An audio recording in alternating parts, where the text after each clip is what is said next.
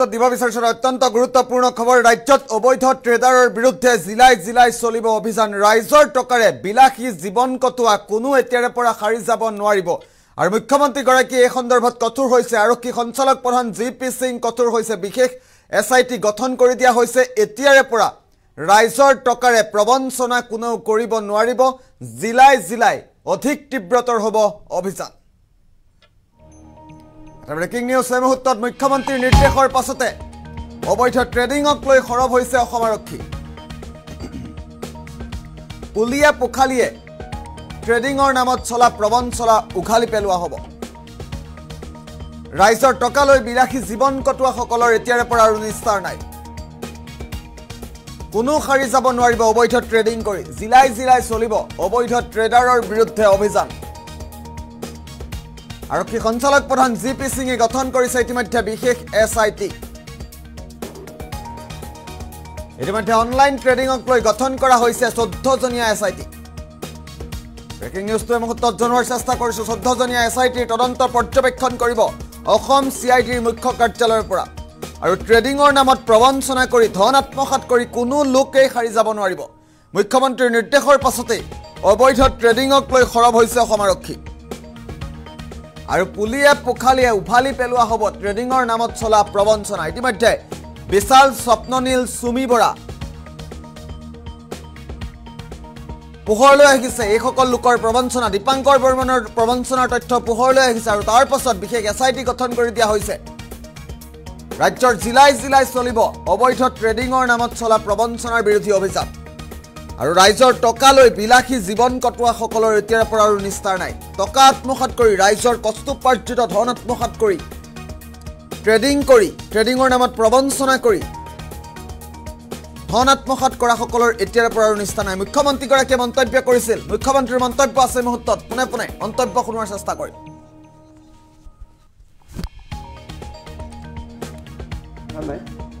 তদন্ত কৰিব কিন্তু আমি ইডিকো লগত কৈছো যে আপোনালোকেও আমাৰ তদন্তটোত সহযোগিতা কৰক গতিকে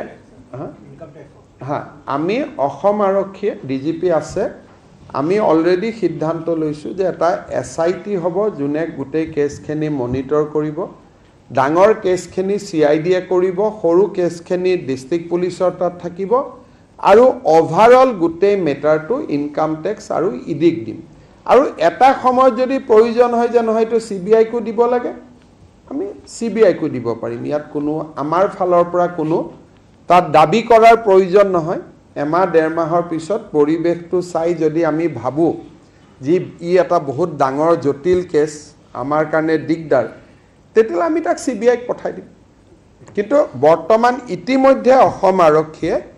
ইডি আৰু ইনকাম টেক্সক অলৰেডি বিশ্বাসত লৈছে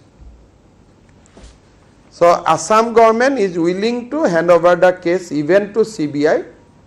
after initial investigation.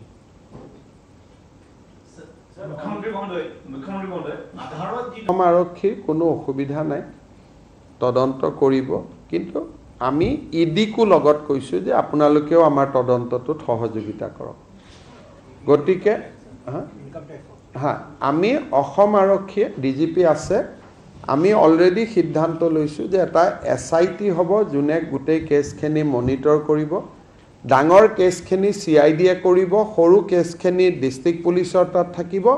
আৰু ওভাৰঅল গোটেই মেটাৰটো ইনকাম টেক্স আৰু ইডিক দিম আৰু এটা সময় যদি প্ৰয়োজন হয় যে নহয়তো সিবিআই কো দিব লাগে আমি সিবিআই কো দিব পাৰিম ইয়াত কোনো আমাৰ ফালৰ পৰা কোনো তাত দাবী কৰাৰ প্ৰয়োজন নহয় এমাহ ডেৰ মাহৰ পিছত পৰিৱেশটো চাই যদি আমি ভাবো যে ই এটা বহুত ডাঙৰ জটিল কেছ আমাৰ কাৰণে দিগদাৰ তেতিয়া আমি তাক সিবিআইক পঠাই দিম কিন্তু বৰ্তমান ইতিমধ্যে অসম আৰক্ষীয়ে ইডি আৰু ইনকাম টেক্সক অলৰেডি বিশ্বাসত লৈছে So Assam government is willing to hand over the case even to CBI after initial investigation.